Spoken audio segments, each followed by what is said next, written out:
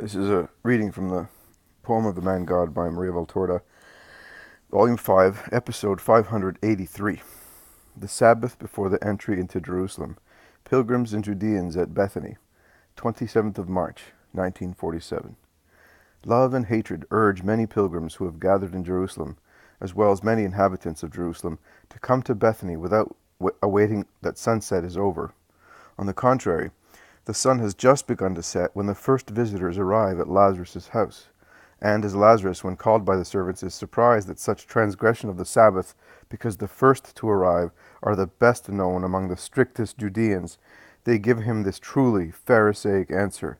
From the sheep gate we could no longer see the sun's disk, so we set off, thinking that we would certainly not exceed the prescribed distance before the sun had set behind the temple domes. An ironical smile appears on Lazarus' thin face, because he is healthy and handsome, but he is certainly not fat, and he replies to them kindly, but lightly sarcastically, "And what do you want to see? The Master respects his Sabbath, and he is resting, and in order to consider that the rest has ended, he is not satisfied with just not seeing the sun's disk, but he waits until the last sunbeam disappears to say, 'The Sabbath is over.'" We know that he is perfect, we know, but if we have made a mistake, that is another reason for seeing him, only for a moment, so that he may absolve us. I am sorry, but I cannot. The Master is tired and is resting. I will not disturb him. But more people come. They are pilgrims from everywhere, who beg and insist on seeing Jesus. Hebrews are mingled with Gentiles, and proselytes with the latter. They watch and scan Lazarus, as if he were something unreal, and Lazarus puts up with the annoyance of such unsought celebrity, replying patiently to those who ask him questions, but he does not order the servants to open the gate. "Are you the man raised from the dead?" asks one, who by his appearance is certainly of mixed race, because he has only the typical rather big hooked nose of the Jews, whereas his accent and the style of his garments indicate that he is a foreigner. "I am to give glory to God, who raised me from the dead, to make me a servant of his Messiah." "But was it true death?" ask other people. "Ask those Jewish notables. They came to my funeral, and many were present at my resurrection." "But what did you feel? Where were you? What do you remember? When you became alive again, what happened to you? How did he raise you? Is it not possible to see the sepulchre where you were? What did you die of? Are you really well now? Have you no longer the marks of the sores?" Lazarus tries to reply to everybody patiently, but if it is easy for him to say that he is really well, and that also the marks of the sores have disappeared by now, in the months that have elapsed since he was raised from the dead, he cannot say what he felt and how he was raised, and he replies, "I do not know. I found myself alive, in my garden, among my servants and sisters. When I was freed of the shroud, I saw the sun, the light. I was hungry. I had some food. I enjoyed life and the great love the rabbi had for me. Those who were present know the rest better than I do. There are 3 over there who are talking, and 2 there who are just arriving." The latter are John and Eleazar, the members of the Sanhedrin, whereas the 3 talking to one another are 2 scribes and a Pharisee, whom I have in fact seen at Lazarus' resurrection, but whose names I do not remember. "They will not speak to us, because we are Gentiles. As you are Judeans, you can go and ask them. And you, show us the sepulchre where you were." They could not be more insistent. Lazarus makes up his mind. He says something to the servants. Then he addresses the crowd. "Go along that road that runs between this house and that other one of mine. I will come and meet you to take you to the sepulchre, although there is nothing to be seen except an opening in the layer of rock." "It does not matter. Let us go." "Lazarus, stop. Can we come as well, or are we forbidden what strangers are allowed?" asks the scribe. "No, Archelaus, you may come, if you do not think that you will be contaminated by approaching a sepulchre. It will not contaminate us, because there is no dead body in it, but there was one for 4 days. One is considered unclean for much less in Israel. You say that one is unclean when one's garment just grazes someone who has touched a corpse, and my sepulchre still puffs whiffs of death, although it has been open for such a long time. It does not matter. We will purify ourselves." Lazarus looks at John and Eleazar, the 2 Pharisees, and says to them, "Are you coming as well?" "Yes, we are." Lazarus goes quickly towards the side delimited by hedges as tall and thick as walls, and he opens a gate enclosed in one of them, and he looks along the road leading to Simon's house, beckoning those who are waiting to come forward. He leads them towards the sepulchre. Rose bushes in bloom are arched over the entrance, but are not sufficient to suppress the horror emanating from an open tomb. On the slanting rock under the flowery arch one can read the words, "Lazarus, come out." The evil-minded visitors see them at once and ask immediately, "Why did you have those words carved there? You should not have done that." "Why?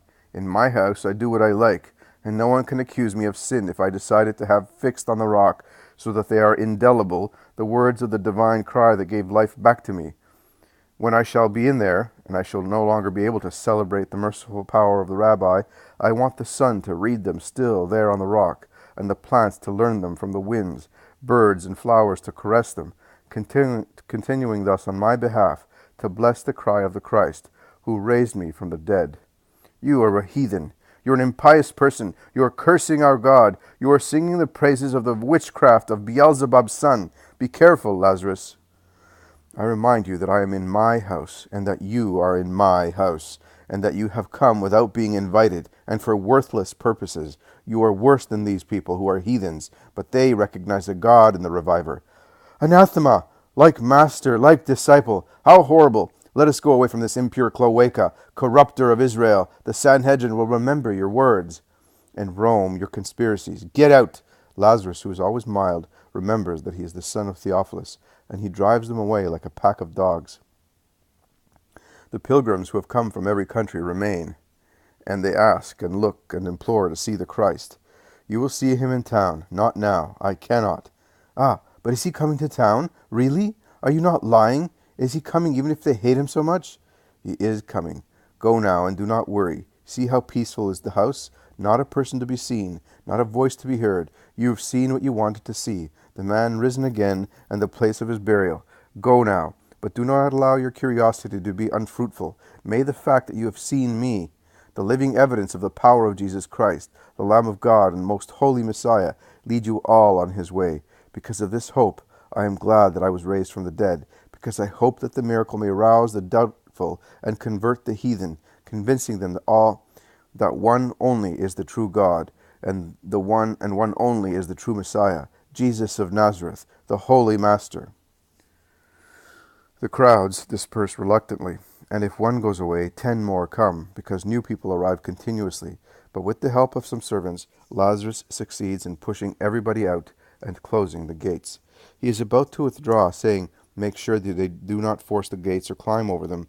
It will soon be dark, and they will go to their sojourns," when he sees Eleazar and John come out from behind a myrtle bush. "What? I had not seen you, and I thought, 'Do not send us away. We hid behind the thick bushes not to be seen. We must speak to the Master. We came as we are not so suspected as Joseph and Nicodemus are, but we would not like to be seen by anybody except you and the Master. Are your servants trustworthy?' In Lazarus' house, the custom is to see and hear only what is pleasing to the landlord, and to know nothing for strangers. But come along this path between 2 hedges of vegetation, darker than a wall." And he leads them along the path running between the double impenetrable barrier of boxes and laurels.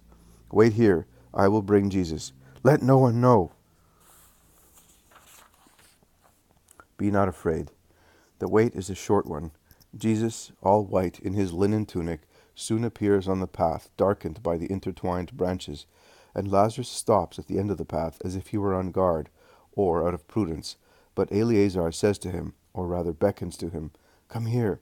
Lazarus approaches them while Jesus greets the two who pay their deep respect to him. "Master, and you, Lazarus, listen.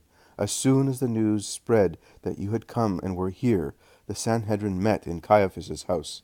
Everything they do is abusive, and they have decided, 'Do not entertain illusions, Master. Be wary, Lazarus. Do not let the feigned peace or the apparent somnolence of the Sanhedrin deceive you. It is all pretense, Master, a simulation to attract you and capture you without the crowds getting excited and preparing to defend you. Your fate has been decided, and the decree will not be changed. Whether tomorrow or in a year's time, it will be accomplished. The Sanhedrin never forgets. It revenges. They wait. They know how to wait for the favorable opportunity. Then, and you too, Lazarus, they want to get rid of you, capture you, and suppress you, because through your fault too many are leaving them to follow the Master. As you said with the right word, You are the evidence of his power, and they want to destroy it. The crowds soon forget, and they are aware of that. Once you and the rabbi disappear, many passions will die down. No, Eleazar, they will blaze up, says Jesus. Oh, Master, but what will happen if you are dead? To what avail will faith in you blaze up, even if that were to happen, if you are dead? I was hoping to be able to tell you only one happy thing, and invite you. My wife will soon give birth to the son who is thriving through your justice, as you brought peace again to two stormy hearts. He will be born by Pentecost. I would like to ask you to come and bless him. If you enter under my roof, no misfortune will ever be in it, says John the Pharisee. I give you my blessing now. Ah, you do not want to come to me. You do not believe that I am loyal. I am, Master. God sees me. I know. The fact is that I shall no longer be with you at Pentecost. But the boy will be born in the country house. I know, but I shall not be there. And yet you, your wife, the unborn child, the children you already have, are blessed by me. Thank you for coming. Go now. Take them along the path beyond Simon's house, so that they may not be seen. I am going back to the house. Peace to you.